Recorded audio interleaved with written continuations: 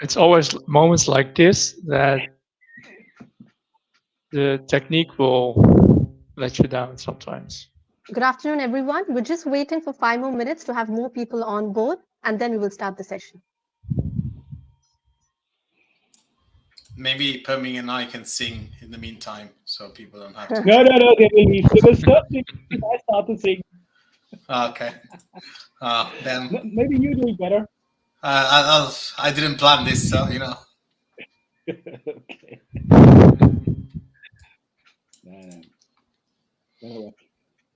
Singing class in high school, I was always supposed to shut down. So Me too. I still talk too much, and that's what people keep telling me. So I guess my high school teacher should see me now speaking at the webinar. So I'm talking too much now. I always, when it rains, I always started to singing in the rain. Until my family actually at one point said, if you're going to continue like this, we're going to kick you. And they did.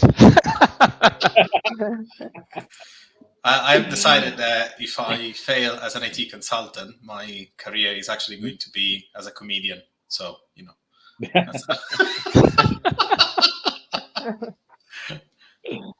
In another timeline, maybe.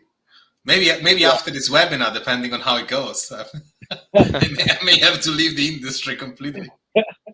Or they hired me directly as a comedian because he found so funny. Yeah.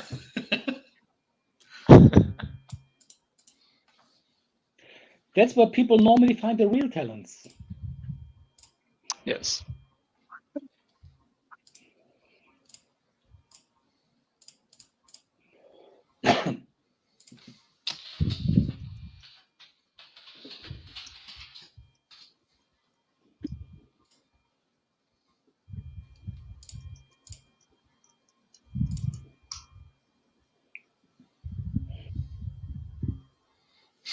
Somebody's already recommending me to become as extra income. Yeah. Hello, everyone. Good afternoon. We are happy to see you all be a part of this webinar. Today's webinar, as the title suggests, will revolve around exploring the secrets to a successful ERP implementation. We have with us today Pirmin Bercher, who's the business IT head of Carbogen, Danny Thie, who's the CEO of Quantum Omega, and Marco Romano, who's the founder of IT Fandango. Before we kickstart this webinar, I'd like to give you an overview on the agenda for today.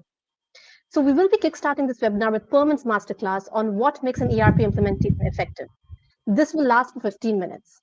We will then have Danny's masterclass on why switching from an outdated ERP system to next generation ERP system is crucial. We will then have Marco's masterclass on the preparation that a client has to make prior to selecting the right partner. This will also last for 15 minutes. We will then have rapid fire round where speakers will ask questions to one another, which again will be for 15 minutes. And then we'll have a short 10-minute session on facilitating a seamless interaction between ERP consultants, project managers, and solution architects. We will then have a live Q&A session, which is for 10 minutes, and then we will close the webinar. Now, before I hand over the masterclass to Pirmin, I would like to inform all of our viewers that if they have any questions for Pirmin, they can add it in the question box, which is present at the bottom right of the screen. We will also be posting polls, so please be sure to participate in these polls by clicking on the poll section, which is present right next to the question section. I will now be handing it over to Pirmin, who will present his masterclass. Hello, I'm Pirmin. I'm head of business IT alignment and have over 25 years experience in deploying ERPs on a customer side. In parallel, I'm holding lectures on the DHBW State University about ERP and IT managed business processes. 15 minutes are short to share, but I will try. What is a successful ERP implementation? What makes an ERP implementation successful? When we think about it, most of us will certainly come to some answers like this. The implementation project was on time and within budget. Cut over and go live and smooth. Business was not affected more than planned. But is there more? And what does it need? What's in 5 years? An ERP implementation is typically one of the biggest software-involved project companies have. ERPs are the foundation of all business processes and other business-related software systems in a company. Therefore, a failure or only a partially successful implementation creates a huge business risk. not only for the short term, may be visible immediately after go live in a reduced ability to fulfill business needs, mostly in the inability of delivering services or products to customers in the promised time or quality. Sometimes this can be compensated for short term in massive overtime or additional resources, which create additional costs. So, the successful start of the implementation will be the foundation of the continued success of your business. On the other hand, as time goes on, the ERP must support possible new adjusted business model. In an ever-changing world at fast pace, this should be flexible and fast. As said before, ERP implementations are the biggest software-involved projects. Once this tremendous work is done, a new implementation will not be made in short term. If you look at the challenges you have at the start, you need to select the right ERP for your business, most times not exactly knowing what are the capabilities of the system. You need to select a partner for the implementation. You need to define your business needs. You need to define your time and money budget. You need to define your team. All these are already challenges for the next 6 to 18 months. But now you need to think, how will your business look in 2, 5, 10 years? Do you have a vision and a strategy? A clear vision and strategy is essential for selecting and implementing an ERP. What we've seen over the last 3 years, the world of economics changed fast. Supply chains perfectly in place and working before were challenged. Reintegration of basic manufacturing back to the old world is now under discussion. In some areas, tremendous changes are happening, going from oil gas business to new technologies. For over 100 years, the combustion motor for cars was the holy grail of engineering. Now we shift to batteries and software, all this less in a decade. Heatings, electricity made from consuming oil, gas are replaced by solar, wind, and other kind of sources in a mind-blowing pace. The industry of plastics is challenged by the waste discussion. Nutrition shifts fast to highly processed vegan foods. All this happening at the same time in less than a decade. So selecting the right ERP. There is no magical way or solution on this. You have to think about your current and planned business setup.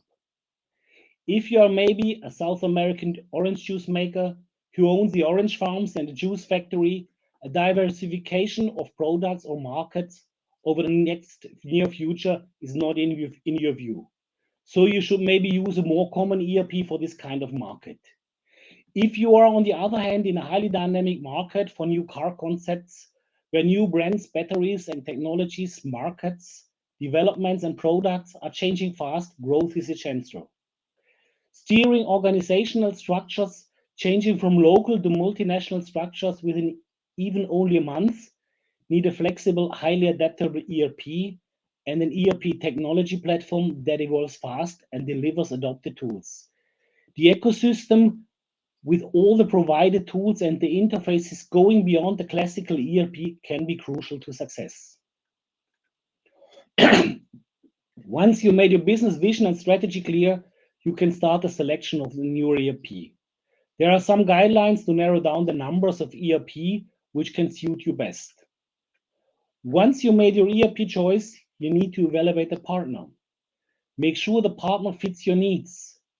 If you are the South American orange juice maker, choosing a Japanese ERP partner who has great understanding about the juice making business will not fit due to the language and time barrier. On the other hand, if you're a multinational company, a very local partner may also not be the best choice.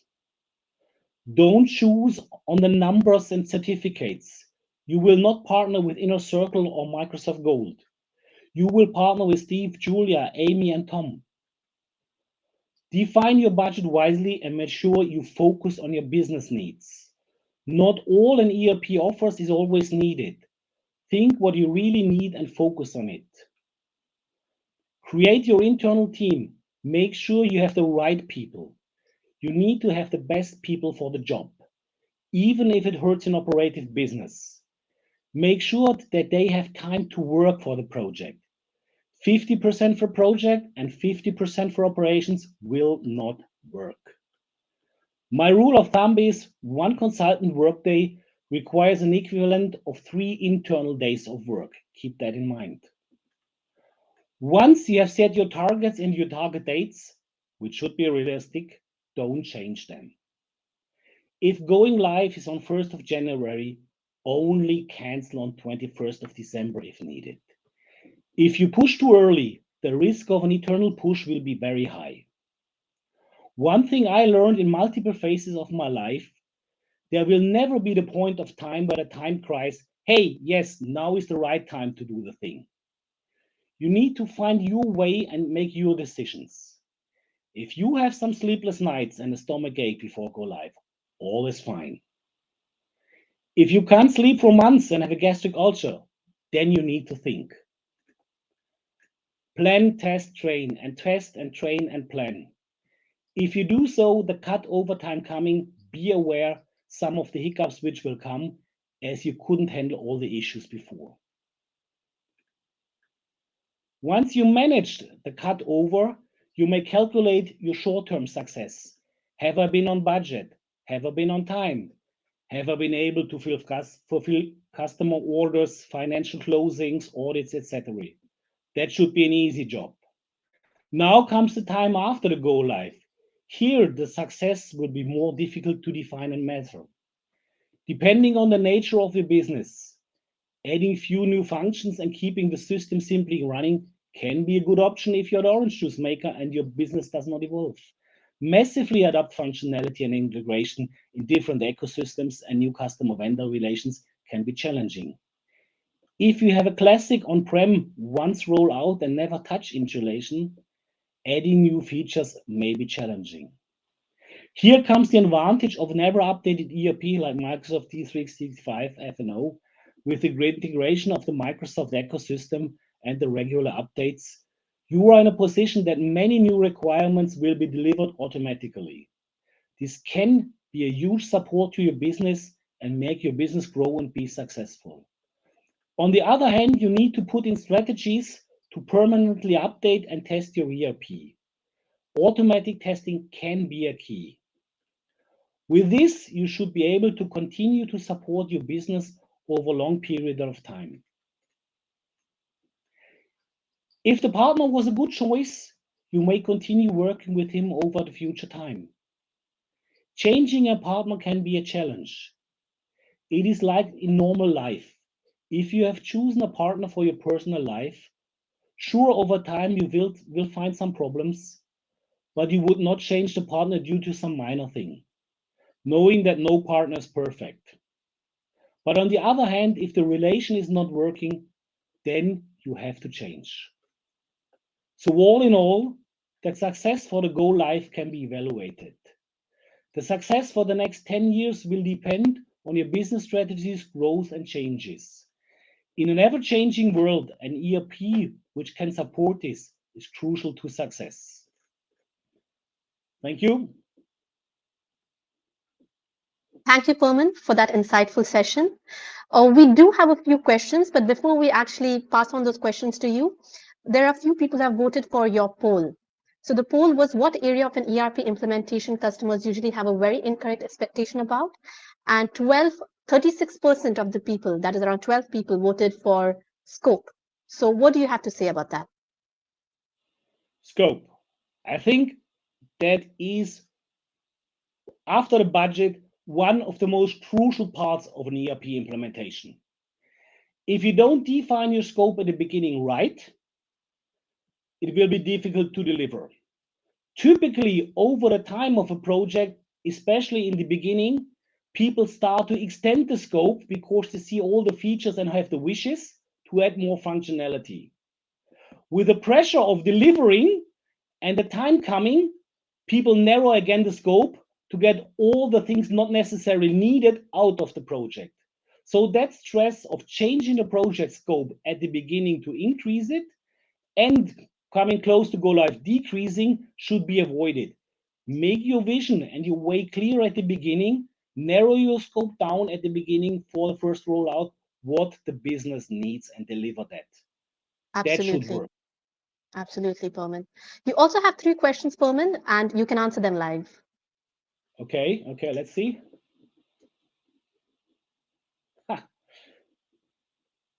Okay, I'll take this one.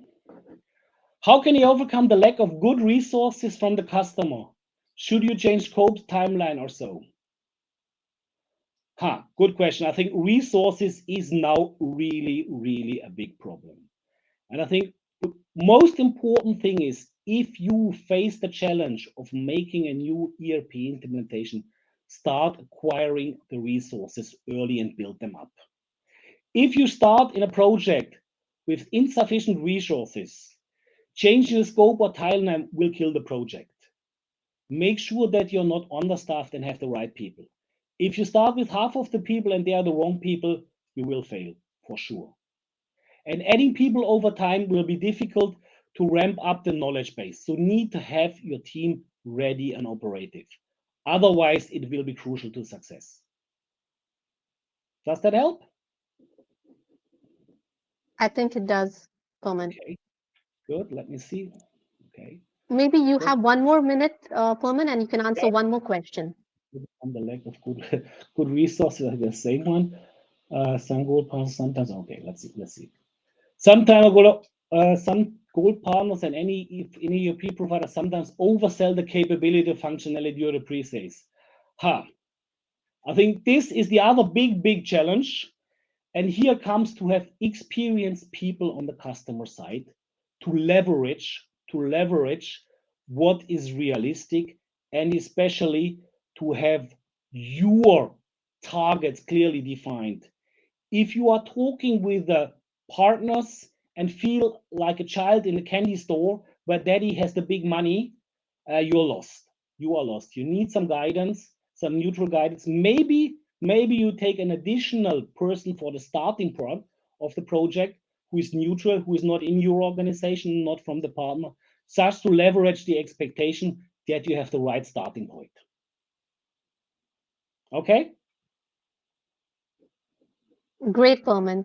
Thank you for your masterclass, Pirmin. We will now be handing it over to Danny, who will present on his masterclass. As for all the rest of the questions, viewers, we will answer all of those questions towards the end of the webinar, so don't worry.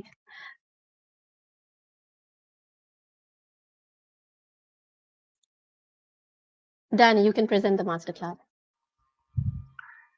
Well, thank you. Thank you, Sabat. Thank you, Pirmin, for this excellent explanation and for the questions from our audience. I start my topic. I'd like to thank you all for attending our webinar. My name is Danny Thie. You can see I'm extremely busy and people try to connect. Yes. My name is Danny Thie, and I'm, after my graduation of the University in Finance and Accounting, I've been involved in a lot of global ERP implementations during the last 35 years. Actually count. In addition, transferring in my career from the role of junior consultant to solution architect, to project manager, to now being the CEO of the company, it has shown me that ERP implementations from many points of view can be very complex. Most major systems like SAP, Oracle, JD Edwards, and last but not least, Microsoft Dynamics. And I've even been lucky to work with who was the founder or is the founder of Axapta, which was the original Dynamics. Well, you might have heard the slogan before, never change a winning horse. The reason behind it is that you should not change something that works. Oh, it is true. Since time doesn't stand still, neither does the competition. So how do you make sure that your market position by a friend or a foe? Simply put, are you going to change the horse after you have lost the race or before it? And thus enhance your chances of winning continuously. Now, just as when running with a new horse introduces a certain risk to the implementation of a new improved ERP system. And thus maybe the question should be, what is the importance to stay ahead, ensure your ERP system supports your ability to do this? Another question could be, what is needed to guarantee that the ERP system is in such a way that risks are reduced and chances to an efficient and beneficial usage are maximized? Well, back to the main question. Why should you switch from an outdated ERP system to a next generation one? Well, the term outdated actually already pinpoints one of the major issues you might have with your current ERP system. It is outdated, it doesn't suit your requirements or your business processes. Meaning that it is not fully capable to adjust the requirements. Because we all know that due to the fast-paced business economics in most countries, one needs to be able to stay competitive and deliver what the customer needs, as customer needs are increasingly more demanding. And so an increasingly number of companies find themselves in not only working with data, but also in trying to understand it and making. They want to know what is triggering their customers and how they can increase and or strengthen their market share and our customer base, which is not an easy task.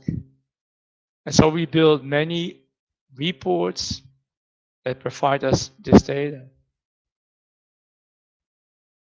But it is not only the ability to maximize the usage of ERP data. It is also about efficiency and capabilities. Outdated ERP may not work as efficient as the more advanced ones, or have less capabilities to capture a company business requirements. Some are crucial enough for a company to decide to move to a newer ERP system. There are other reasons as well. For example, many companies are expanding their footprint to other countries around the globe, or are overtaken by one. This means that when they choose for an ERP system that will work for every country, the ERP system must be able to comply to not only those global requirements, but legal requirements as well.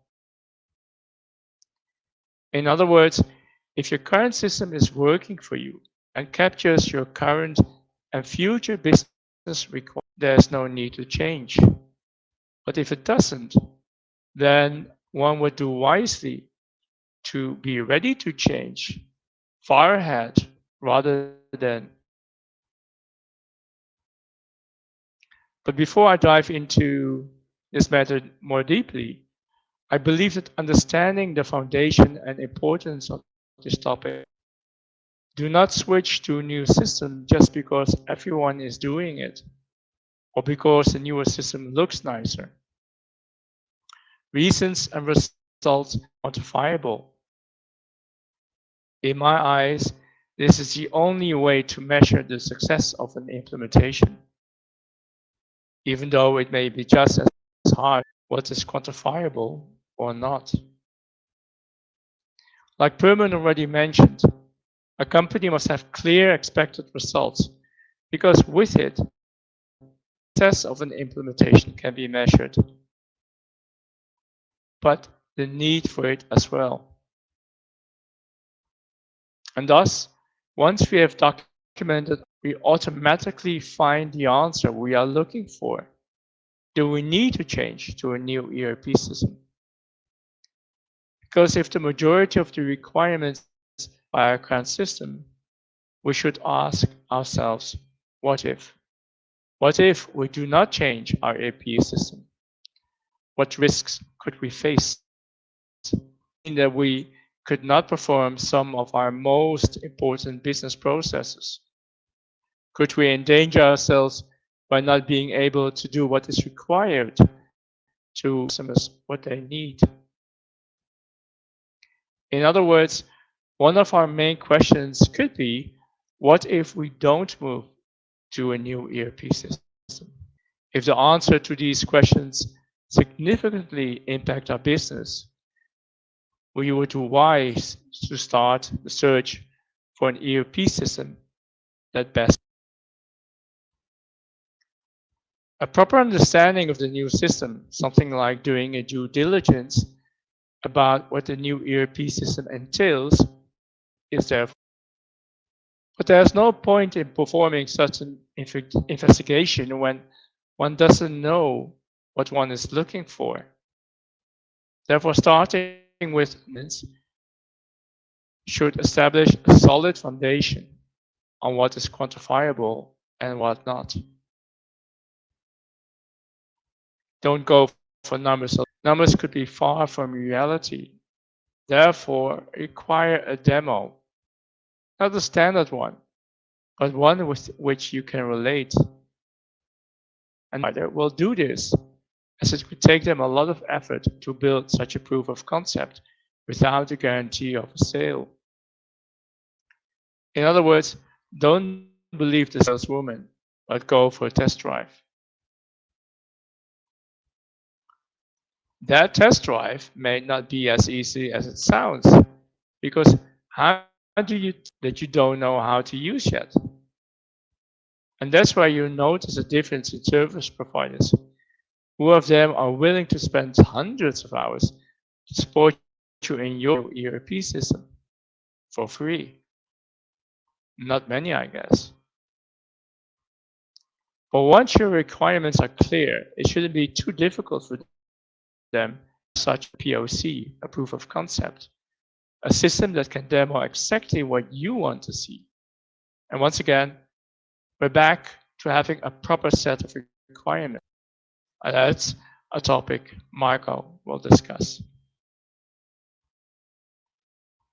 Thank you for listening. Thank you, Danny, for your session. You do have a few questions. One of them is from Nick. You can answer them live. Yes. So question, how do you approach and educate the customer as to the importance of the wider ERP project approach versus simply implementing a new ERP? Well, how do you educate a customer? I think that we shouldn't think in how to educate a customer. As providers, as consultants,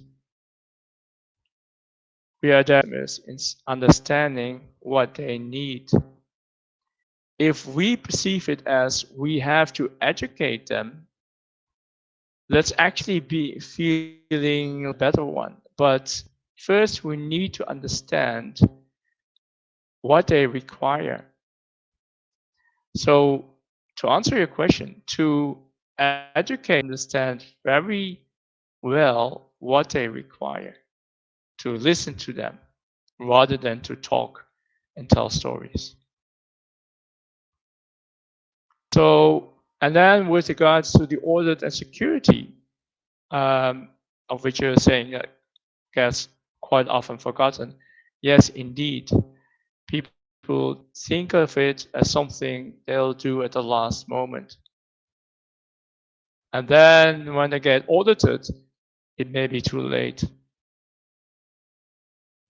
Important to take this, the security, actually just as the other parts of an ERP implementation at the beginning of the implementation.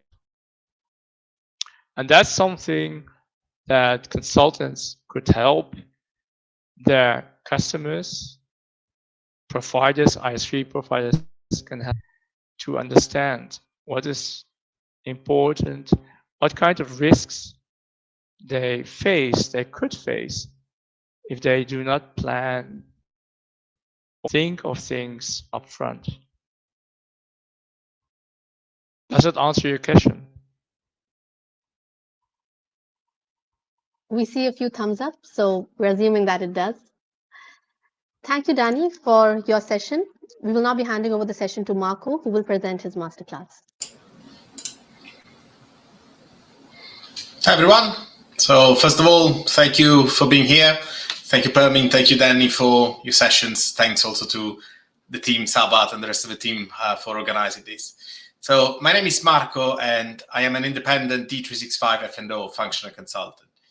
I've been doing this for almost a decade now, and I work for partners, I worked for end users, I worked as an employee, and I worked as a contractor. So I've seen a few implementations from smoothish ones to complete shipwrecks. And eventually I created my own independent consultancy company, IT Fandango. We help organizations making the most of their F&O implementation, but we also help individuals to become the best F&O functional consultants that they can be. And we created a dedicated training platform for this called the Learning Hub. And today I'm going to tell you about the preparation that a client should make before selecting the right partner, and actually before starting the whole implementation, the whole ERP implementation itself. So let me take a step back and tell you about ERP software. And I'm going to start with an analogy. I believe that implementing an ERP is like building a skyscraper. It is a complex and long enterprise, and it takes shape over the course of many months. But unlike a skyscraper, an ERP system does not occupy a physical space. And this makes it a lot more difficult to notice if something is right or wrong, because you can't see it with your eyes. So let me insist on this analogy and dwell a bit more on the differences between an ERP and a skyscraper, beyond the fact that one is a software and the other one is hardware, if you will. And unlike a skyscraper, an ERP is virtual. I mentioned this already, but it has deeper implications than we might think. If you're missing ceilings or windows in a skyscraper, you will immediately notice it. But in an ERP, it is different. What if you're missing the system configuration? What if the code has bugs? What if the users are not trained enough? And none of these things are visible to the eye. And another difference is that an ERP does not have a clear final form until it is completely built. That is, until you go live with it. And even then, it keeps changing over time because the company that uses it changes over time. You don't add new flows to a skyscraper or an extension on the side once it's finished. You have a very precise set of plans before starting the construction, and you build according to them. That's not always the case with an ERP. Often things change on the go. And the last difference is that an ERP is not built by the construction team on its own. It is a collaborative effort between the customer and the implementation partner. In the skyscraper analogy, this would be like saying that the owner of the building and the tenants are on site while the building is an open construction area, and they change their mind about what the building should look like. Or they report issues and want them immediately solved. That's way more complicated. So both of them are massive undertakings, but they have some radical differences. And the question is, what happens when things go wrong in an ERP implementation? And well, usually the partner gets blamed, and it's always the partner. They're terrible, they mean, they're just after your money. Oh, by the way, don't trust anything that Danny says in this webinar. But jokes aside, I very rarely heard a customer say that they share the responsibility of a failure. And this means that the stakeholders on the customer side forget one important thing. An ERP implementation is a collaborative effort. And we are all in it together. We must coordinate and collaborate to make it work. End users and consultants share successes as well as setbacks. And this also means that the client is equally responsible for issues during the implementation. And in some cases, the client is fully responsible. I know it's not pleasant to hear it, but someone has to say it, so it may as well be me. But I'm not here to blame anyone. The real question is, how do we avoid this? How do we prevent things from going spectacularly wrong? And specifically, what can the customer do to avoid it proactively? Well, let me use an analogy. Yes, it's another analogy. Apparently, I really like analogies. And this one comes from the Greek fabulist Aesop and his story of the ant and the grasshopper. And in our case, we have a very well-prepared customer, and that's the ant, and a very unprepared customer, and that's the grasshopper. So let's start with the grasshopper customer. And here's what they do. Number one, they have unrealistic or wrong expectations. This is where we have all the classics. So we will implement all the countries in parallel, or the old system does it, so the new system must do it as well, or we don't need an implementation partner. But there is also something more subtle at play here. It's the assumption that the ERP system is going to fix business issues or organizational issues or cultural issues, and it won't.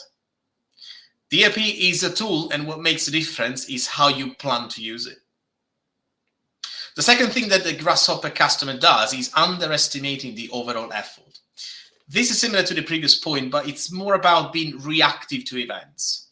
And this is about not having a skilled internal team, not having enough budget for a similar software implementation, not planning for sufficient testing and training, and so on. It's assuming that you can tackle problems if and when they manifest, rather than preparing in advance for common risks. And this approach translates into not allocating enough money, time, and resources, and especially resources, until there is a critical need for them. But by then, most of the damage is already done. We're behind schedule.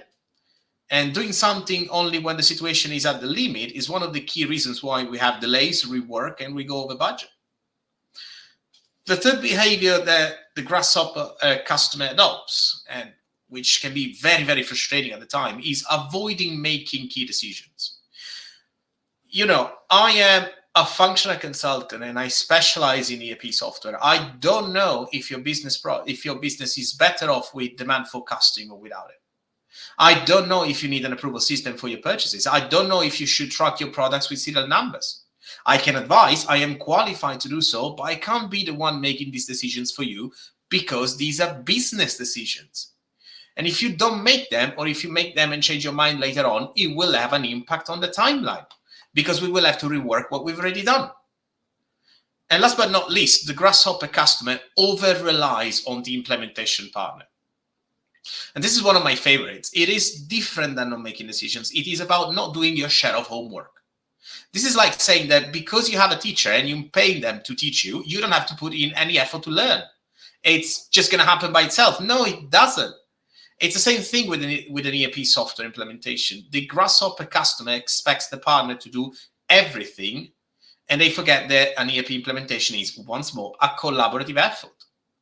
So, is there a better way? Do we have golden rules that a customer should follow to ensure the best chances of success? Well, I told you about the grasshopper customer. Now let me tell you about the ant customer. And the ant customer is the most prepared customer that you can imagine. So here's the method. Number one, they understand what they're doing. And when I say they, I mean the key decision makers. All C-suite executives and senior stakeholders of the end customer, including non-IT key stakeholders, understand what an ERP is. They understand that nowadays, no company exists without a massive reliance on information technology. So they take the time to learn what an ERP system is about, what it does, what it can do, and what it cannot do. And all key stakeholders of the end customer understand the impact, the scope, and the limits of the ERP project. This gives them realistic ideas, and it translates into a better alignment and higher chances to carry out this part of the digital transformation successfully.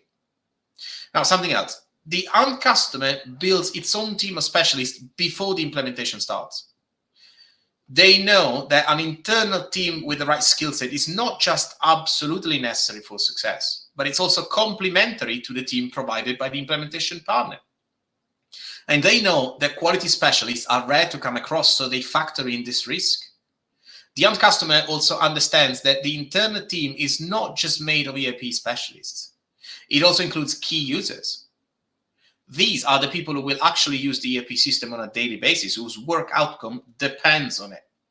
So the end customer chooses the people with the best knowledge of the business, puts them on the project full-time where possible, and gives them the autonomy to make decisions to choose what's best for them. That's devolution. So the third thing that the end customer does is to have clarity about their own business processes. A company is not a static entity. It changes with time. It reacts to market events. It evolves. And its business processes do the same. They evolve often in an organic, unstructured way. So exceptions, unwritten rules, obscure scenarios, and these don't make it any easier to implement an ERP software. The ERP will magnify whatever the business processes are about. The end customer knows it. So they take the time to map their business processes, check it if they are meaningful and robust, and redesign them if needed. And again, they do this before the implementation starts. And last but not least, the end customer knows that the go-live day is an intermediate part of the journey, not its end. Not everything will be ready and perfect on the go-live date. Some things are critical, some things are very important, and some things are just annoying, but they can wait. The end customer plans for this. Even if the implementation team moves on to a different project, they have an internal team, not just an IT support team, who will help them with the evolution of the ERP system after the go-live. Because after go-live, there will still be big problems to solve and new features to implement. This is even more prominent with the Microsoft vision of one version. Next slide, please. Thank you. Right, so that was a lot of talking. So let's sum it up. We compared an ERP implementation to building a skyscraper, and we saw how things are trickier with an ERP because it is completely virtual. And we discovered that the implementation is a collaborative effort between the customer and the partner. And we compared the most unprepared customer ever, the grasshopper, to the perfectly prepared one, which is the ant. So in conclusion, if you only had one lesson to remember from this masterclass, it should be this one. At the end of the day, it is the customer and the customer only who will use the system, not me as an independent consultant and not the implementation partner. So all the preparation that a customer makes before starting the implementation will save months now and hundreds of thousands of pounds later on. Thank you. Thank you, Marco, for that insightful session. You do have a few live questions, so you can have a look at them and answer. Let's have a look. So there's one. Let's have a look. Right, the question is how to effectively manage client expectations in light of too many unknown unknowns. Thoughts? Yes, and I would actually split this answer in two. The first one is the internal alignment of the client with all the key stakeholders. So especially if we are talking about a global ERP implementation, we're probably going to have C-suite executives, and that's one of the points that I've made. We're going to have C-suite executives in different countries, and they may have different ideas about the ERP software, about the transformation itself. And this is even going to be more true if these C-suite stakeholders are non-IT savvy. And I've seen C-suite stakeholders, especially the finance one, who have no idea how IT works, which is fine, but they can't make effective decisions if they don't know what we're talking about. When it comes to the unknown unknowns, well, that's easy. Hire an expert. That's what we all should do.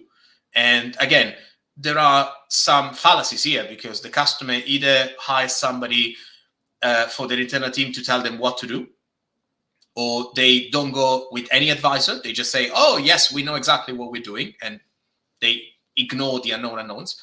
Or they go to the partner and they ask the partner the wrong answers. So again, leveraging on experts is a good way of finding out what your unknown unknowns are, and then you can decide how to effectively tackle them.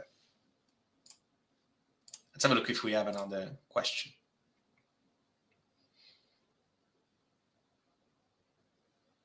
So, Marco, you can answer one question and then we will proceed.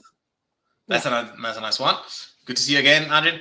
How would you get a client who's halfway through analysis and doesn't have the BPF ready to retrofit the project with the 2B BPFs? So we're talking about business processes here, and Adrian is referring to a client who's already started the implementation and they don't have the business processes clear. And this is the equivalent of, as I said earlier, you're trying to build the walls of one floor of the skyscraper, but you don't have the column, the main shaft ready, and it's too late to do that now. And we're going to have a session later talking about something similar, and it's too late to do something later that you should have done it before. So if you can go back in time, you should know what you're doing. And that's what I mean by that. That's what I mean by point one of the end customer. You do things the right way.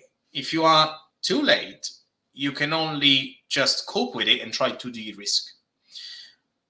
It is wise, and I've seen this in real life, it is wise to stop and try to map those processes before you keep building the system. This is easier said than done, because by then the customer is completely involved into building the system.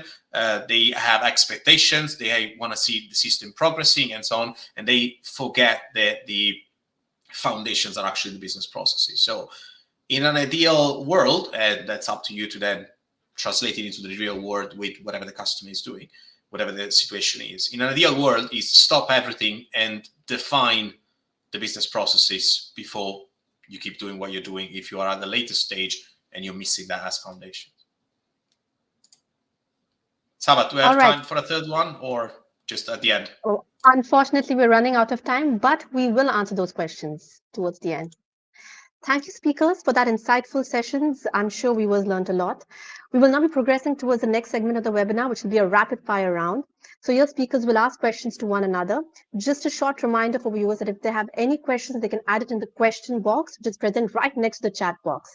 And our speakers will try their best to answer all of those questions. I will now be handing over the session to Marco, who will kickstart this session. So Marco, you can start asking questions for Danny and Pirmin. Yes, I'm going to start with Pirmin. And based on your masterclass, Pirmin, you talked about canceling 1st of January go live only on the 31st of December, not earlier. And this is interesting. So my question is, if we wait until the last minute to cancel a go live, don't you think that we're going to have some wasted effort and rework needed? I mean, that's because, you know, the team is still going to try to rush in the last weeks to meet the go live date. But at that point, most people will know that a 1st of January go live date is not achievable anyway. So when should we actually cancel the go live date, in your opinion? Okay, thank you for the question, Marco. I think yes, that the 31st was a little bit provocative to say that, but it is really, when you look in the teams and when you see the go live procedure, and you are maybe 2 months before the go live, you start finding all the issues and problems and things you're not found there, and people start getting feared.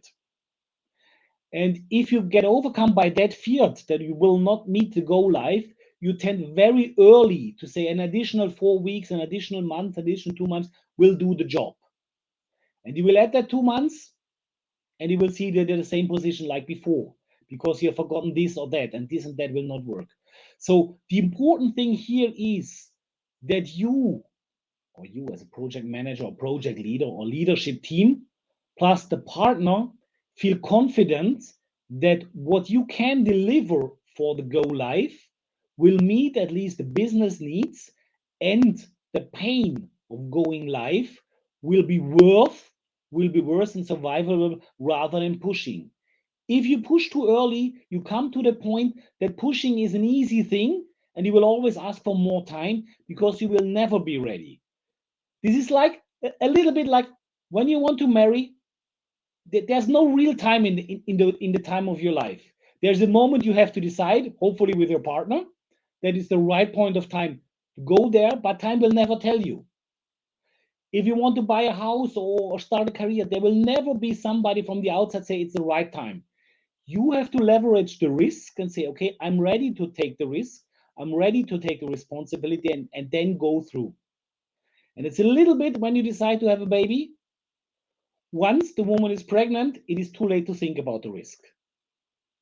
So yes, pushing a go live can be an option if it's too critical, but that pushing must hurt.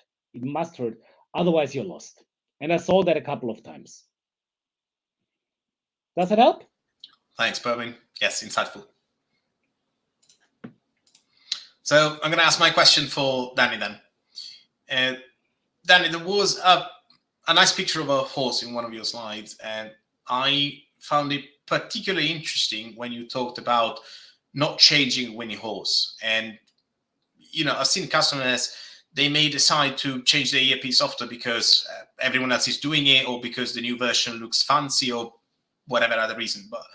But specifically in your experience, when should the ideal client, the ideal customer realize that the system is not suitable anymore?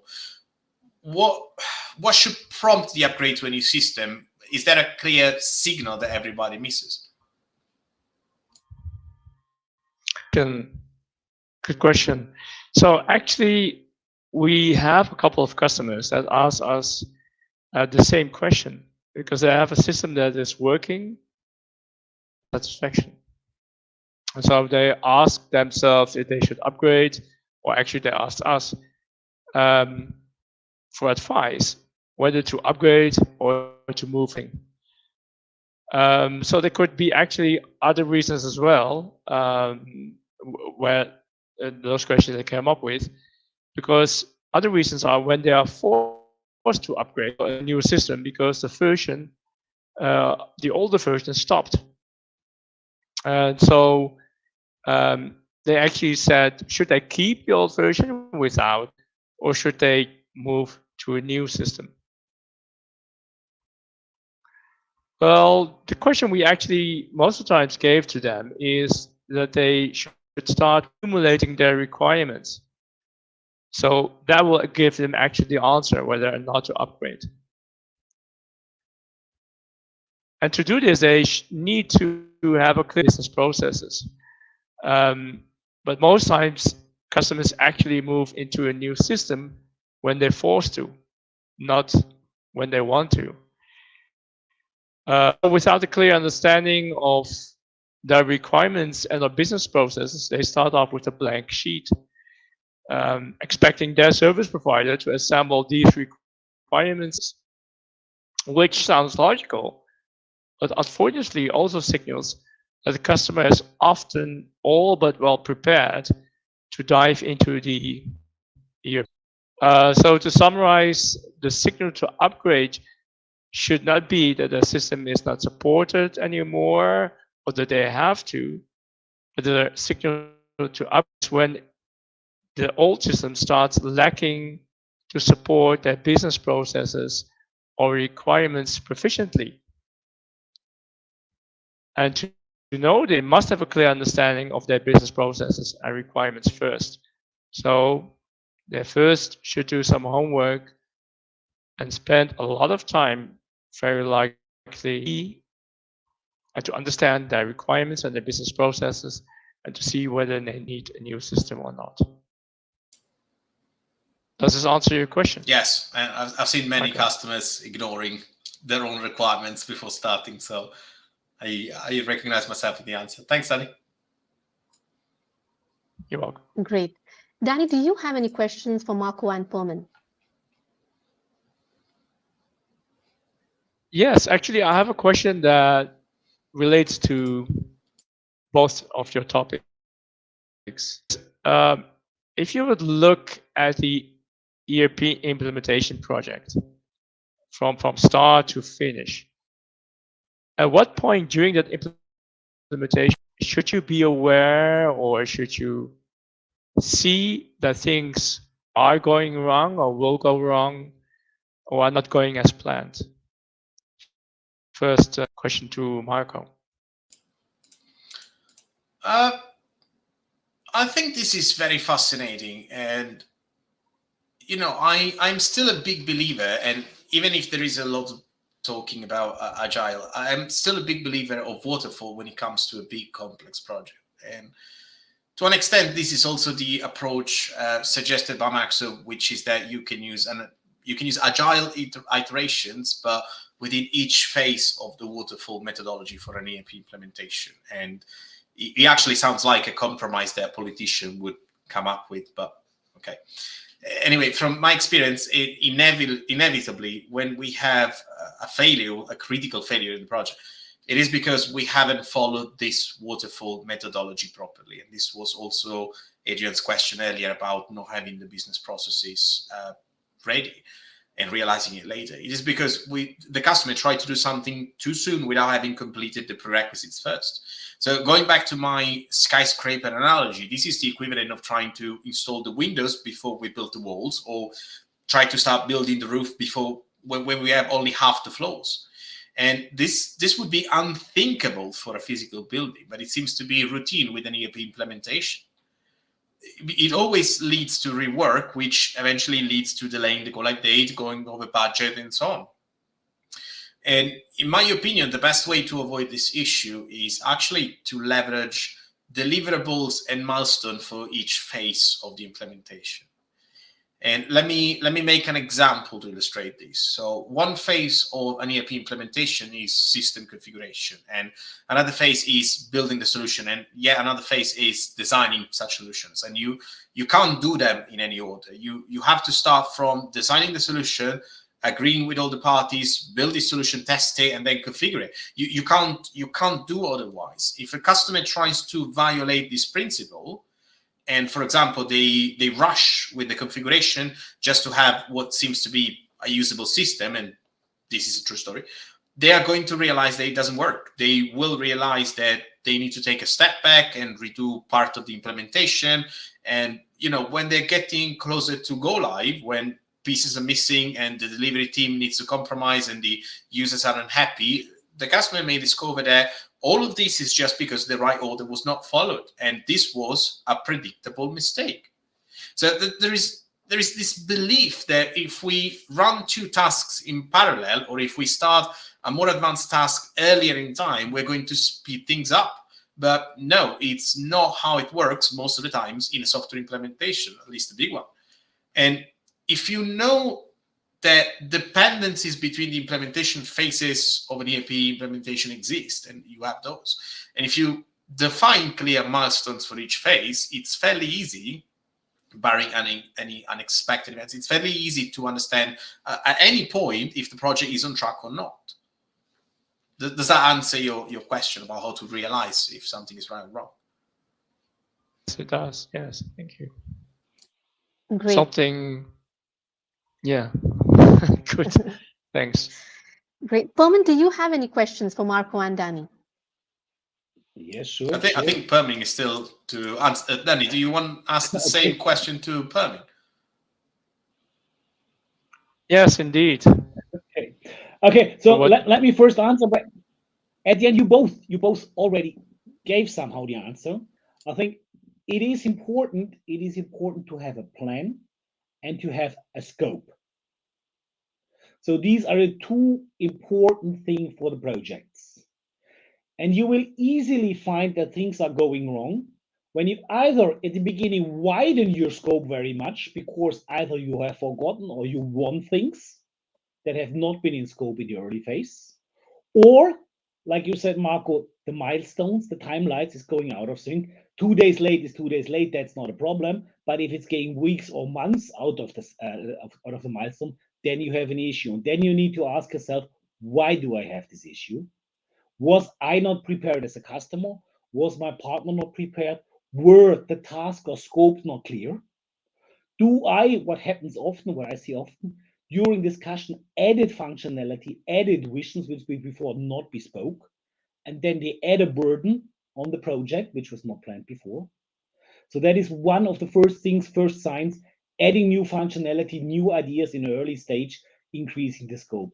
On the other hand, as time goes on and you see time is going on and the budget is getting less, then you start decreasing the scope, the initial scope, to still meet your timelines, to still meet your expectation. That is the other warning signal that if you want to deliver, you start decreasing scope, you decrease functionality, you decrease training, typically you skip reports, you decrease effort in security, all these things which at the beginning are not so important. So these are the two measures, increasing or decreasing the scope and getting out of a sync of a plan. That is why it is important to have a plan, have sufficient milestone, and at the end, having an experienced project lead to support both the business partner and also the internals to keep in sync, to not drift in different universes with ideas. So that would be my advice. Thank you. Very helpful. Okay, let me ask you first the Marco question. How do you challenge the over expectation when typically you start with a new system? The system will solve all our problems and everybody will be happy and without effort. Obviously. Some ERP systems even achieve world peace, so you can rely on them for that. But it's the over expectation question is an interesting question, because I see it happen very often. And the biggest issues that I found is that many customers, or at least the grasshopper ones, see the new software as a silver bullet, and they think that just because the ERP is a massive application, it's going to answer every question, resolve every issue, and so on. This is like having a big button that say solve problems, and you just push it and the software is going to do everything. And with all the buzz about ChatGPT, AI, maybe we'll get there, maybe companies will run themselves, but we're far from it at the moment. And the ERP, in my opinion, is only as good as the business processes that it supports. And I think that this is actually true for every software, and with an ERP, the magnitude of it is just bigger. So if your processes are convoluted, if you don't have clarity about scenarios and use cases, the software is not going to make things better. The software is going to amplify whatever you have. And vice versa, if you have a stable and meaningful process, it will make it well executed. If you don't have clarity on your process, it will make it more confusing. It will slow down people and it will hamper operations. So the customer, and in this case is the end customer, they should do an internal due diligence and map and redesign their own processes first, get clarity on how they want things to work. They should lay strong foundations before adopting the software. And way often the expectation is, hey, the new software is fancy, it's going to solve all business problems that we have. And that's incorrect. That's not how it works. The expectation should be, hey, the new software is fancy, let's get ourselves prepared so we can make the most out of it. So taking care of the foundations on which the software is implemented is actually a good solution. I don't think it's the only one, but it's definitely a good solution to avoid over expectations. Does that answer your question? It answers the question, but it makes most of people not happy that the new software is not solving all your issues. No, it's fine, but it's reality, so I'm not gonna lie. It's a common thing that the new software solves all our issues, and at the end you just have digitalized the different part. To Danny, you talked about gathering requirements and having clear picture about business processes. Can you give an example how this can be done effectively? Thank you for the question, because it's not an easy one to answer. How do you actually do this efficiently, effectively? Well, I think the reality is that just person is different, so is every company. And you cannot put them all in one line. So gathering business process efficiently, effectively could differ a lot per company. I think there are a few key aspects, though, which could be handy to always keep in mind. Like, well, the first one is you should not go into too much detail when gathering those requirements. The reason is that these details, documenting these requirements and business processes could cost not only a lot of time, they could also be different per person doing the same job. Second thing is that you have to find and document the common denominator between the business and requirements by looking at them from a bird's eye view, not by the different people working on it or different countries even. 3 is keep teams small that compile this information. The bigger the team, the more and redundancy, and thus the more time it takes to filter out what is important and what is not. And 4, a Japanese saying says, better good today than perfect tomorrow. I say this because I'm half Japanese. The reason behind this thought is that when one captures the info on certain business processes or requirements of a company, it is better to have a document is correct now, but leaves room for detailing or improvement than a document that is perfect, because trying to accumulate a perfect to get all those last bits and pieces could take up the most time, and even those bits and pieces may have changed over time document when you finished that inquiry. Does this answer your question, Yes, Bremen? yes, thanks, Danny. I really like that energy. Better a good day today than a perfect day tomorrow. I think that is really, really important. We will never be perfect, but we can achieve good results. Thanks. Thank you, speakers, for that insightful session. A topic that many people in the ERP industry would like to know more about is how you can ensure a smooth communication between ERP consultants, project managers, and solution architects. Danny, could you start this session by giving us some insights? Yeah, sure, of course. It is one of, I think, major responsibilities to make sure that we have proper alignment between team members internally. But this also obviously applies to team members, actually the entire team. It's a crucial matter, actually. So, because without it, without that information may get diluted, lost, or misunderstood. Therefore, team members' experience, knowledge, and motivation that's a difficult task, because often due to a lack of resources, resources who are thought to be available at that time are just simply added to the team. But is it something we can do about? I don't think so, because there are just matters. These are just very difficult to fight against. Available time, available resources is often a major difficulty.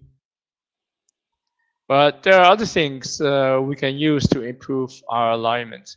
So one is using the right tools like DevOps, SharePoint, Teams. Other important things to mention is to have clear rules and guidelines about how to communicate and track tasks and documentation, because only with going to get there. People have to use them in a proper way. So it is very important to make sure the guidelines are clear and followed by everyone. I think that's often forgotten and are not properly supported and or enforced. At the end of the day, a team consists out of people, and therefore the entire project relies on these people. Not only how each of them manages these rules and guidelines, also how they put them into action. And therefore, unfortunately, we see it many times, the chain is only as strong as the weakest link. Willing to help, because it's not maybe because they're not willing to help, but because they do not have the availability or have other priorities. Make sure that even the weakest link is actually very strong. This means that we need to make sure that those team members who struggle with the ERP implementation rules and guidelines, giving the right support, giving the right, doing the right activities at a certain time, are fully aware of them. And so they get the right support, able to follow these rules and guidelines.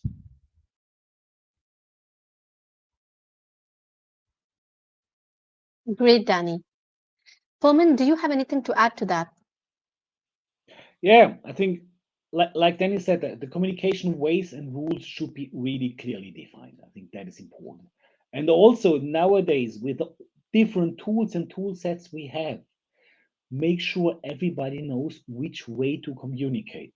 WhatsApp, WeChat, whatever you use, Teams, SharePoint, but everybody has access to the tools, and only these tools are used and not additional tools for subgroups. That communication is transparent, open, and direct. I think that is important. The other thing is when you have the alignment meeting, the sync meeting, the weekly meeting, however you call that, between the various streams, people need to take the responsibility and join them. I have been in the past often in a leadership position for those kinds of projects, and team members came to me, do I need to show up on Monday on the meeting? For me, nothing has changed. Do I really need to participate in that 1 hour meeting? And I have to say, yes, you have to.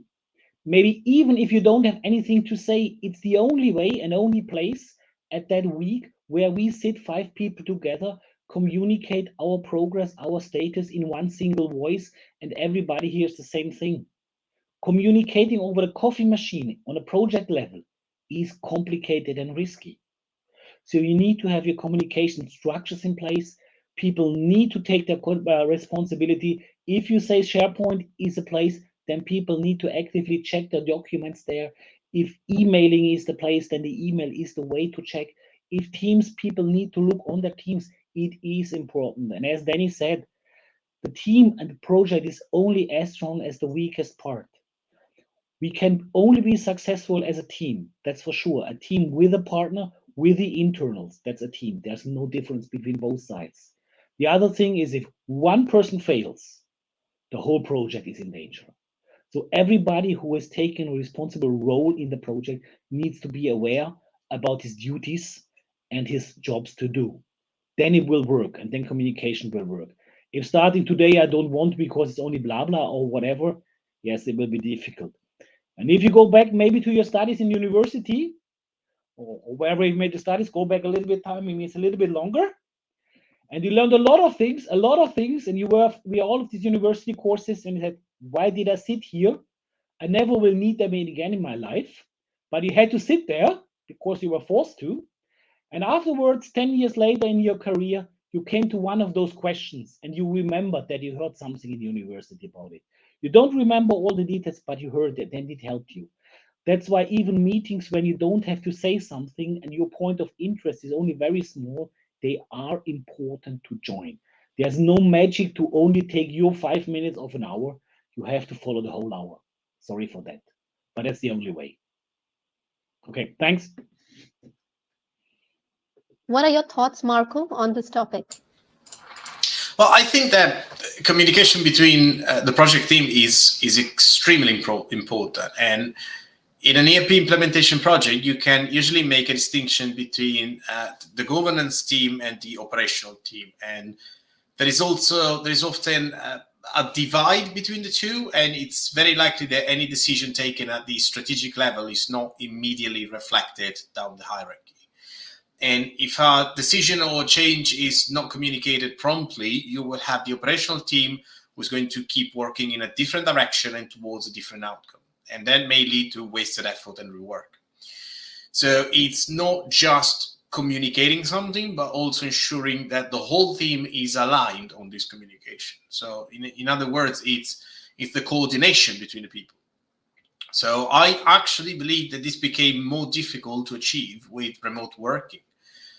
On one hand, we can access talent regardless of their geographical location, but on the other hand, we're not in the same room anymore. So there is no water cooler chat, the coffee chat that Pirmin was mentioning. There is no informal alignment. There is no impromptu information sharing just because the other people, the team is around you. And this is not, by no means, this is an accusation towards remote working. I run a remote company, but it's just to say that what happened as a natural consequence of this is that we have more of what I call broadcasting emails and those team-wide alignment meetings. And let me try to explain what I mean by them. The broadcasting emails are when a single person needs to share an announcement with everybody, and so they just write an email. And it's an email that is as long as a book chapter with a wall of text, unclear points, and nobody's going to read it, and those who read it are not going to understand it. And the other bad habit that we fall into is that we organize team-wide alignment meetings. And this is in part what Pirmin was mentioning, is that these are recurring calls, maybe weekly, but they last 1, even 2 hours with the whole team. The whole team is there, and what happens is that just one person talks, and sometimes they even go on to ramble, and the other ones just do other tasks or they sleep until it's their turn to speak. And I've seen these things happen, and people think they're effective, but they actually slow down the alignment when they are implemented poorly. So in my experience, instead, you can do 3 different things. And the first one is to use a central board with announcement and to-dos for each person or each team and make it shared. So this board should be maintained by the participants of the team themselves. It should not be a top-down approach where tasks are created by senior management and assigned to people. It should answer at a glance the question, what are we working on right now? And the second option is to have stand-up calls for alignment.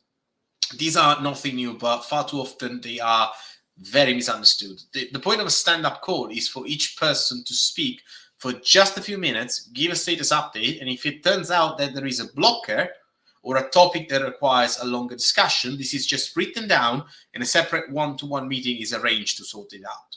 You can even use the board I just mentioned earlier as a basis for this type of stand-up calls. And the last suggestion that I have is to create cross-functional chat rooms, like channels or teams that some software offer as a feature, and leverage on them. So this would be like having a 24/7 meeting with the relevant people and only the relevant people, but where the communication is actually focused. And this is because when somebody wants to make a point, they have to write it down. And this forces them to make it concise or to ask a precise question or to post a screenshot of the issue or whatever it is. And this decreases the time spent because you're not holding everyone else hostage while you talk, and increases the effectiveness of the communication because the point is made is very specific. And these 3 options, they work very well, in my opinion. They can also use together to leverage on each other. Actually, I could share stories about them, but I would probably go over time. So maybe in the Q&A session. But I can definitely tell you that I've experienced in person all 3 of them among other approaches. And these definitely work well to improve communication.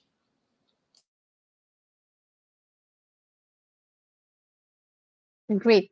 Thank you, speakers, for your insights on this. We will be progressing towards the last segment of the webinar, which will be a live Q&A. We can start with Pirmin. So I'm just going towards the end. And Pirmin, you had 2 extra questions, one from Haris and one from Dennis. So if you could answer those questions, that'd be great. Let me try.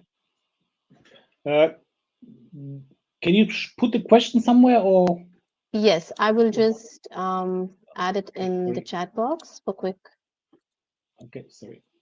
Makes it easier to find them because there are a lot of questions. Yeah. Okay, well, let me see. You made it in the global chat box? No, it is in. Sorry, Let moderators? me add it in here. Let me add it in. Okay. How to set realistic time board when the client is unclear about the scope? Most clients expect too much from an ERP system and only realize that when they complete your analysis session. Yes, and I think that is only the point where I can really make you a clear timeline. You need to have your clear scope, otherwise you can only fail. I think that is important.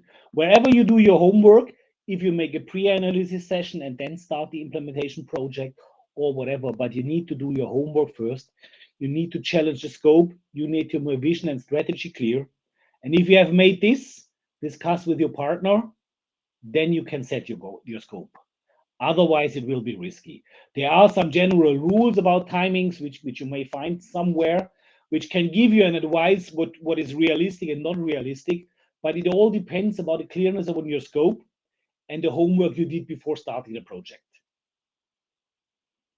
Thank you.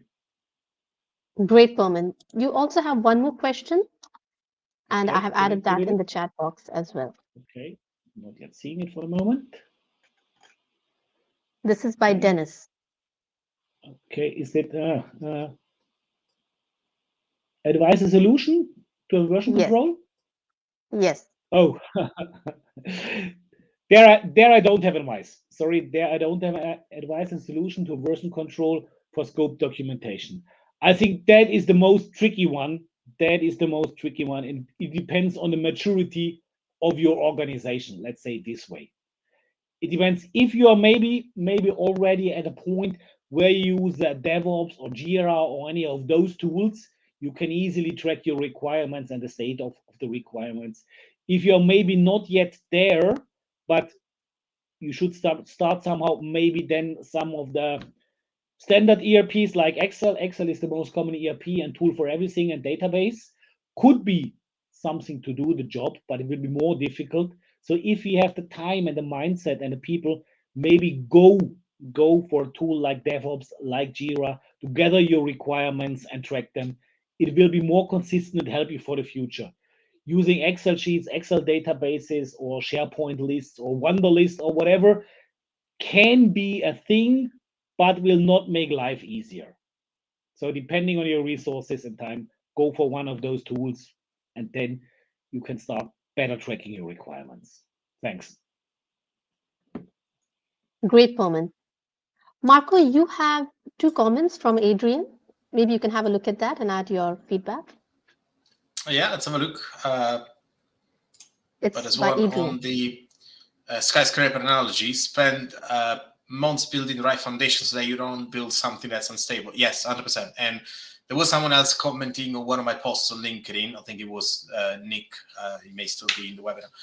He was talking about building on sand as not having the strong foundations. This is absolutely true. And again, just to stay in theme with the skyscraper analogy, it's fascinating because you just have your plot of land, and when you build the foundations, you just have everything that is blocked. You can't see anything, and there is no building coming up. They actually digging down. You don't see anything. You spend 6 months having a look at this. There is no building coming up. So if you had to look at it, you wouldn't see anything. But actually, the preparation work is getting done. With an ERP system, again, because we said it's virtual and some things can't be seen and can be perceived easily, do you wonder why, do you wonder what would happen if I come to the client and I do some work for 6 months, which is foundational work, and 6 months later, the client tells me, where's the system? Oh, we haven't started it yet. We did the prepping. What do you mean you did the prepping? What is this? And I've had clients who asked me, before the system was implemented, I had this client who told me, can you arrange a demo of this functionality in the system, use our own data? No, I can't do it, because what you're asking me is to touch the roof of the skyscraper before we've done anything. So if they don't understand that, let alone understanding the foundation. So if the client is enlightened, maybe they will get it. If not, I can try to convince them up to a certain point. And otherwise, it's just going to be try to pick things up once we're running. Do I have another question? You have one more comment, Marco, by Adrian. I just answered Adrian's one. There's one from Stephanie. Let's have a look. Yes. There's one from MJ as well. Let's see if I can answer both of them quickly. And what is your experience in terms of meeting the deadline for the implementation? Often are they really able to meet the first agreed deadline? Never. I think Pirmin can add a comment on this as well. I would pass the ball to him. But it's exactly because I said that, again, you don't have clear plans at the beginning. Things change ongoing. The final form is not clear. Never. I made this analogy, well, very rarely. I'm going to pass the ball to Pirmin, but very rarely. And I made this analogy between building an ERP and building a skyscraper on a post on LinkedIn yesterday. And somebody that I work with commented, actually said, skyscrapers take less time to be built. So that's true. He actually posted the time that it took to build the Empire State Building, and it was less than the average ERP implementation today. Pirmin, do you want to add anything to this? Well, I did have a better success ratio than you. I think I have two out of 3 on time. I think that's mostly, and I think that's the important, when you have a hard deadline, like the fiscal year ending or something like this, where at the end you put a lot of effort in to meet it. If you have not a hard deadline, a hard end, then yes, I think the likeliness of pushing a date is easier than if you say, okay, we have to start at a fiscal year or fiscal quarter, and if you miss that deadline, we have to wait another 6 months to be able to start. That hurts much. That hurts much, and that maybe gives you the motivation to work 3 nights more than otherwise.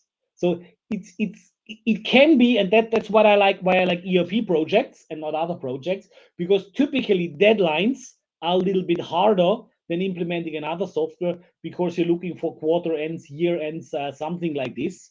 And if you don't meet them, the pressure for the next round is very high. So it all depends on how hard is your deadline. Yeah.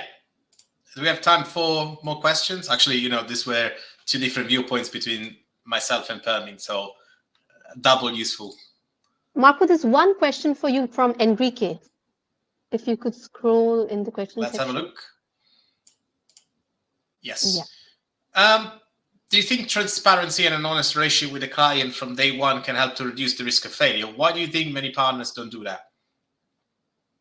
I'm going to be, well, we are recording this, I'm going to be massively politically incorrect. And yes, transparency helps. And it's actually one of my values. And I have it with my own consultants, I have it with the client. And my clients know that I'm always going to speak my mind. And this has been the bane of me since I moved to this country, because as an Italian, I talk a lot and I don't hide things and so on. Then I learned that in the UK, you have to be a bit more diplomatic. But yes, transparency helps. For me, it does. It makes for honest communication. It makes it easier to just go to the bottom of problems. And why do you think many partners don't do that? Again, this is the politically incorrect answer. I'm speaking from the point of view of an independent consultant here. I've seen the customer side and the partner side. The partner side is a supplier, and you may not have the same alignment between the client and the supplier anywhere, not just ERP implementations. ERP implementations are just bigger. There is a very tight competition to get a project. And what often happens is that the client is just going to choose the partner that's going to take the least amount of days. So I have to implement an ERP, and I have one partner who says, well, we have to be thorough, so this is going to take 600 days. And then we have another partner who say, no, we can do it for 400. And then we're going to get another partner say, breeze in the park, 300 days. Oh, well, it's twice as much. Let's go for the 301. Why do you think that's the best idea? And if you start like that, because that's clearly an unrealistic quote, is that partner going to be honest with you? No, they just want the project. They don't care. They know that once you're invested, you're probably going to just put more money for the sake of doing the project rather than interrupting it. So you as a customer, as the end customer, you didn't do the preparation before, and now you're expecting the customer to be honest. Now the customer won the project, is going to try to deliver. There are partners and partners, like there are suppliers and suppliers everywhere. Find the people that you can trust and be qualified yourself to understand whether you can trust somebody or not. I hope this answers the question. Great. Danny, there are a few questions for you as well. Neha has posted one question. I will be posting it in the chat box. Yeah. Can you see the question, Danny? Oh, yes. So in terms of the decision of going for a test drive, am I role of the product owner of the relevant business function?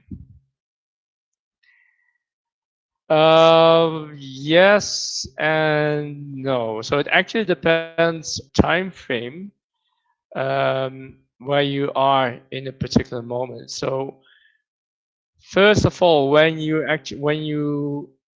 need to have this test, that decision is most of the time taken from a very high level, and the decision is taken, then somebody must actually do this. So the answer is taken from somebody higher at the business, but then really talking to the provider, getting it done, enforcing the decision, performing the decision is indeed something that the process owner or the business owner will do. And on the other side, also the business owner, the process owner, who does it on the partner side.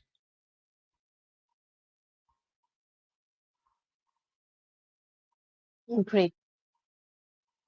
Danny, you have another question as well from Deepak, and I'm posting that in the chat box. Read the question. So, hi Danny, do you think Microsoft 365 with its built-in integration with AI, including ChatGPT, stands compared to other ERP like SAP? Do you feel ChatGPT is more hype compared to cost business value it provides to client? Actually, this depends on the moment you're asking it. So if the question is now, then I would say Dynamics 365 does not provide a better, it's not stronger in the market as compared to SAP, Oracle, etc. So maybe over 5 years, when AI will become more standardized, when everybody actually starts using it, like they do now with mobile phones, then yes. Actually, I think then by that ERP system will have an integration with AI, or actually will have AI included dominantly. Or maybe over 5 years or 10 years, we cannot even live without it, like many people cannot live with mobile phones. For now, at the moment, such a baby phase that it is not an advantage. It could actually be more a handicap. But over 5 years or 10 years, then we should look at it again. Everybody will say, well, it is something we cannot even omit.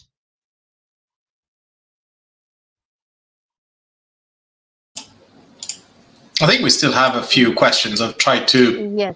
Yes. There is one more from Ketty. I am posting it in the chat box.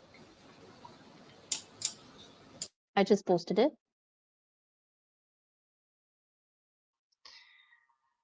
Okay, so the current system, no ERP, can work, but may not business needs. The solution is to keep the same system and do several customizations, or is it the occasion to find a new ERP? That actually depends. The reason for having a system which is not an ERP system. I mean, what is an ERP system? Even called ERP. The first product that was named ERP was SAP.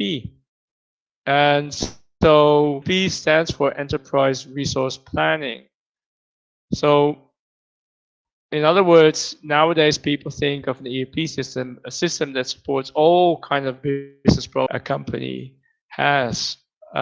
So will you do customizations on what you currently have, or go to a new? Question is, if it's all about effort and cost and time.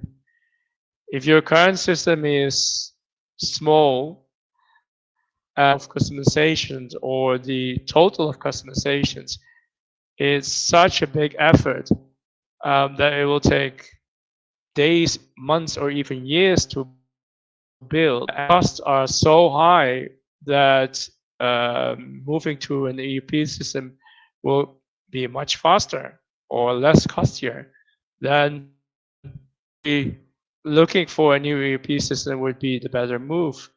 But then again, it's something you always need to compare. It's about the return on investment that you get. Return on investment from a finance point of view, but also in time and in resources and in availability of those resources. Great. I think we have answered almost all questions, but we do have a last question from Jacob.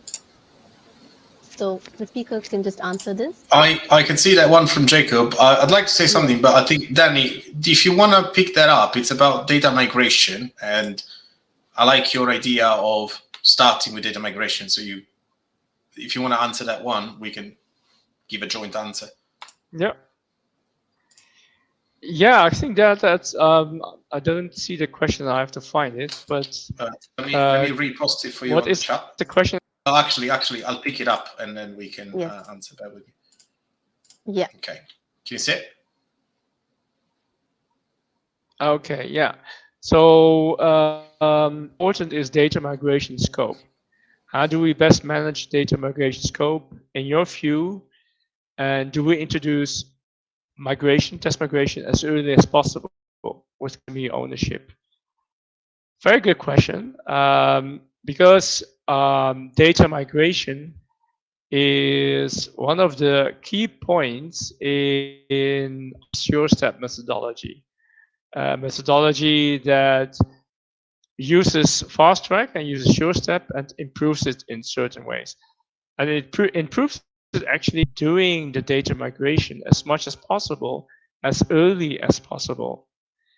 Because the simple thing is, when you can show a system that has the actual data of your customer, that has the actual process already of your customer, whether or not it's 30% ready or ready as compared to what they need, 30% is always more than zero. Because showing a standard system as a demo doesn't give you actually the ability to find in a very early stage anything that could raise the scope of the implementation, because the scope of the implementation is based on information you have at that time. So the more information you have, the better identify and to finalize, to calculate that scope. There is something else that I'd like to add here, and I want to tackle this from a different angle, which is the complexity of data migration, depending on two factors, in my opinion. The first one is how dirty the data is, as in how much cleaning and transformation it needs. And the second point is how customized the data is, what that is, the custom functionalities. The first aspect is, if you have your system and you've used it for 10 years and it's a different system than the one you're migrating to, there is a very high chance that most of the data is not up to date anymore. It's just dirty. You need to remove the records. The configuration is not up to date anymore. And you may have to also transform it because, for example, in your system, a purchase order can be raised for different suppliers. You can't do that in F&O. So you need to understand how to do that. You're not going to be able to just take purchase orders and put them there because that requires some data transformation. The second aspect that I was saying is the customizations. If you have, take a standard entity like customers, which you have in your Sun system, in your current system, you have it in F&O as well, but maybe it's been heavily customized.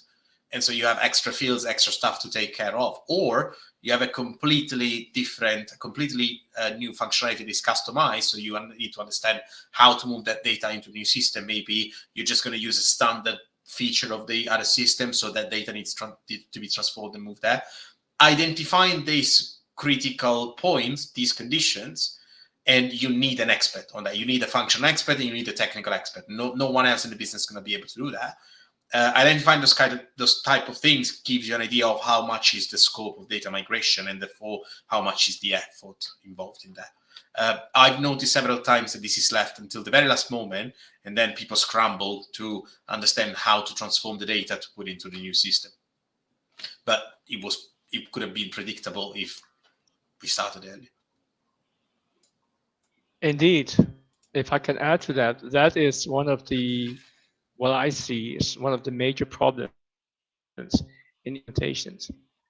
When the data migration is done at a very last moment or halfway, and that's actually already too late.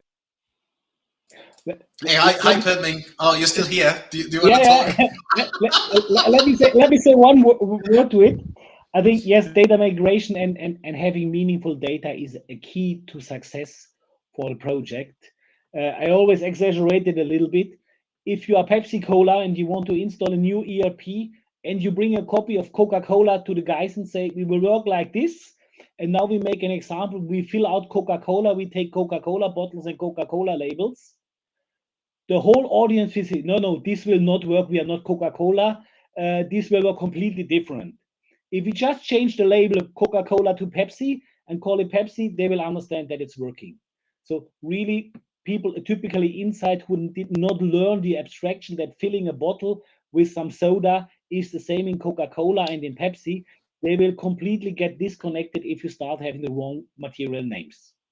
So having meaningful examples with meaningful data, meaningful customers is the key to success for the workshops. There is another question that we haven't answered yet, and it's from MJ. Sorry, MJ, we're back to you now. I think it's a very interesting one, and its internal conflict exists between client departments and the hierarchy. When the project output is analyzed, the partner is held accountable because the C-level is unaware of the effort and requirements. How to deal with it, and how should and who should be prioritized, C-level or operational team? I'd like to answer this one because it's partially related to a point that I made earlier, and this is an issue within the client. It's not the partner's responsibility. I have seen this multiple times where the C-suite have a particular idea of how things should be, and the operational team, that is their key users, they actually carry out the work in the system and they actually use it. I'm not talking about workers, I'm talking about department heads, different than the C-suite. They actually have a different idea, and the C-suite is concerned with the strategic position of the company, and the head of departments have a better understanding of the hierarchies. If you guys don't talk to each other, you're going to have different people with different ideas pushing in different directions. How about if I have to be the external consultant who helps that, how about putting everybody into the same room and discussing that? Or having a bit more clarity within yourself? Because what usually happens, and I was mentioning this about this divide, is that the C-suite decides something and nobody knows it until the decision is made public and it needs to be implemented. And when it's done halfway through and the ERP needs to change and the implementation is ongoing, this creates issues.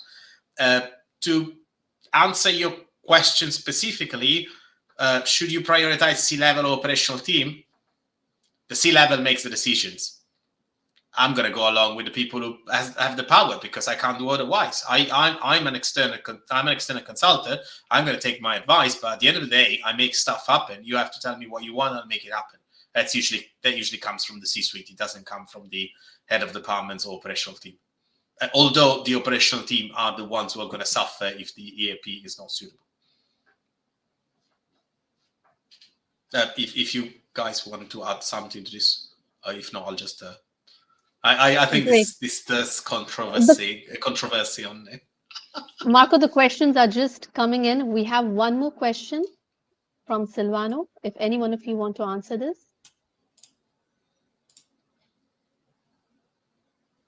I can pick that up, and you guys want to. Yeah. Let me see. Okay, so there was another question from Silvano that I answered and asked to elaborate. So it's about what process you should go first. So he said, what business process you should implement the ERP first. Accounts payable seems to be one of the most independent, autonomous, or easy process to be implemented first, as well as the first process among various, and then to be released to use in ERP. Big system is a good idea. I'm happy to answer unless you guys, Pirmin or Danny, want to pick that up. Go ahead. Start with it. There's no such thing as starting with one single process. That's not how it works. It's an ERP system. It's integrated. No process works in autonomy. Because it's an ERP system and it has basis of financials at the end of it and the ledger. And this is what everybody seems to forget when they talk about agile on this, but that's a different complaint. It's a financial system with operations on top. Not by chance, Microsoft calls it now, at least this week, it's called finance and operations. So you start with finance, the financial processes come first. When I say that, I mean that if it's a big implementation, a core financial model that is focused on the consolidation, that is the group of companies that are going to be consolidated as the financial process, as the right reporting, and so that's where it's going to start. When that model is defined, finance is implemented first. And that's usually the core finance, and then it's extended to everything else from there in parallel. So you have process streams that go together. By the time you are implementing accounts payable, you're probably doing, if your company is big enough to have a dedicated stream for that, and if you're implementing F&O, you probably are. You have accounts payable, you're probably going to have accounts receivable as well. You're also going to have procurement, sales, manufacturing, distribution, or whatever it is in parallel. You should not be making decisions autonomously on the accounts payable side without considering the rest. Accounts payable work with procurement. If we don't have the procurement ahead, accounts payable is not going to get any data, it's not going to have any information. If accounts payable is not clear, procurement can't raise purchase orders. One problem that comes from this is the fact that process streams are actually siloed and people don't talk to each other. And we go back to section 2 where we talk about alignment. You need to have ERP functional leads, solution architect, and project managers talking to each other, because otherwise, if I'm in procurement, I'm going to do stuff and I'm never going to talk to the functional lead, and I don't know whether they're going to use two-way invoice matching or three-way invoice matching. So I don't know how the accounts payable stream is designed. So we need to talk to each other, but all projects work in parallel and are implemented as such.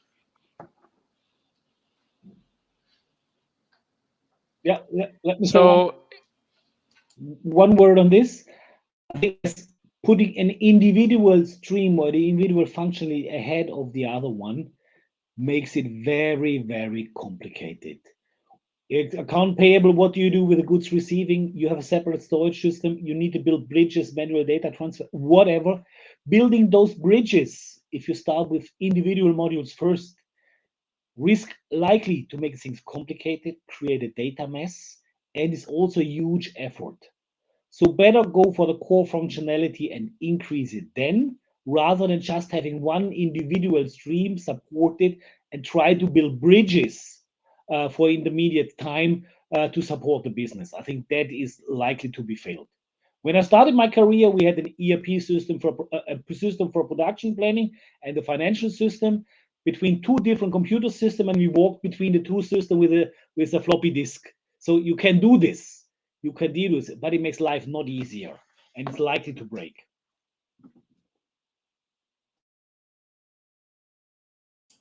Great. Do you have anything to add, Danny, to this? Yes, actually, I think I have just one word to say, and that is indeed. It's what Marco and Pirmin are saying. The question to, not sure why this question actually, how this question came to be, whether it is that accounts payable is an autonomous and independent process, because indeed it isn't. It's part of finance, and just as everything actually has relations with the other process, so is it with accounts payable. So you just need to make sure that if you really want to do it this way, if your system is small enough, because you're talking about small and not big ERP systems, if your system is small enough and maybe not even have the ability to capture all business processes, it may be yes. But then again, ERP systems are not called ERP systems for nothing. Great. Do we have any other question left? No, Then we have finished all the questions and the session. Thank you, Danny, Marco, and Pirmin for speaking at this event. The Quantum Omega team is sincerely grateful for your participation in today's event. I'm sure our viewers learned a lot as well. There's so many questions that came up, and I'm sure they learned a lot from this session. I would also like to inform our viewers that we will be sharing an ebook on the advanced system methodology. The link to this is in our chat box. The advanced system management methodology is basically an ERP implementation methodology that ensures that your ERP implementations are cost-effective and responsive while complying with the sure step and fast track method. To know more about how the advanced system methodology can really simplify your ERP implementations, do download this ebook, which is now in the chat box. Thank you for attending this webinar. We will be ending the event now, and we will send you all a recording of the event as well. Thank you and have a great day. Thank you. Thank Thanks, you. everyone. Bye. Thank you. Bye.